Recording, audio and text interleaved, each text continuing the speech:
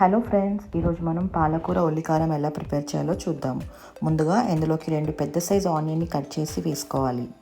ఆ తర్వాత ఇందులోకి 10 నుంచి 12 వెల్లుల్లిపాయలు వేసుకోవాలి. ఇప్పుడు అందులోకి 1 టేబుల్ స్పూన్ కారం, మరో టేబుల్ స్పూన్ సాల్ట్ వేసుకొని గ్రైండ్ చేసుకోవాలి. ఈ పేస్ట్ అనేది కాస్త కచ్చపక్కగా గ్రైండ్ చేసుకుంటేనే బాగుంటుందని మరీ మెత్తగా గ్రైండ్ చేయకూడదు. చూసారా, ఇలా కాస్త కచ్చపక్కగానే ఉండాలి. ఇప్పుడు స్టవ్ వెలిగించుకొని ప్యాన్ పెట్టి అందులోకి తగినంత ఆయిల్ వేసుకోవాలి. ఆయిల్ వేడయ్యాక అందులోకి 1 టేబుల్ స్పూన్ జీలకర్ర, 1 టేబుల్ స్పూన్ ఆవాలు, 1 టేబుల్ స్పూన్ మినపప్పు వేసి మరియు ఎండుమిర్చి వేసుకోవాలి. ఇది ఫ్రై అయ్యాక అందులోకి పేస్ట్ చేసి పెట్టుకున్న ఈ మిశ్రమాన్ని వేసుకోవాలి. సో ఈ ఆనియన్ పేస్ట్ అనేది ఆయిల్లో బాగా ఫ్రై చేసుకోవాలండి.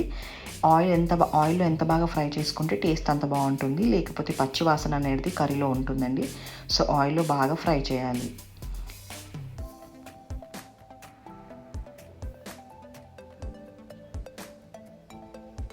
ఇలా సపరేట్ అయిపోయినాక ఆయిల్, ఇప్పుడు అందులోకి కట్ చేసి పెట్టుకున్న పాలకూరని వేసుకోవాలి.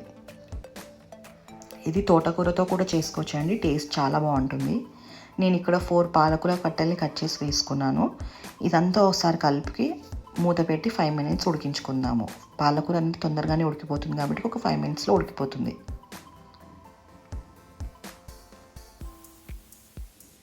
చూసారా, ఇలా మధ్య మధ్యలో కలుపుతూ ఉండాలి. ఆయిల్ అనేది సపరేట్ అవుతుంది.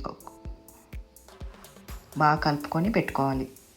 ఇలా ఆయిల్ అనేది సపరేట్ అయ్యాక స్టవ్ ఆఫ్ చేసుకొని సర్వ్ చేసుకొని తినడమే అండి. చాలా ఎమ్మీగా ఉంటుంది. మీరు కూడా ట్రై చేసి నాకు కామెంట్ బాక్స్లో చెప్పండి. థ్యాంక్స్.